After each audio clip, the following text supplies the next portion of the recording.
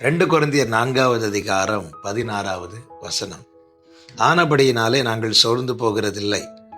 எங்கள் புறம்பான மனுஷனானது அழிந்தும் உள்ளான மனுஷனானது நாளுக்கு நாள் புதிதாக்கப்படுகிறது. இயேசு கிறிஸ்துவின் நாமத்திற்கே மகிமை உண்டாவதாக. அப்போஸ்தலனாகிய பவுல் சொல்லுகிற அருமையான வார்த்தை, புறம்பான மனுஷன் அழிந்து உள்ளான மனுஷன் நாளுக்கு நாள் புதிதாக்கப்படுகிறது. ஆவிக்குரிய கண்ணோட்டத்தோடு இந்த வார்த்தைகளை இந்த நாளிலே உங்கள் மத்தியிலே சொல்ல விரும்புகிறேன். ஒரு உண்மையான ஆவிக்குரிய வளர்ச்சி என்பது இதை காண்பிக்கிறது.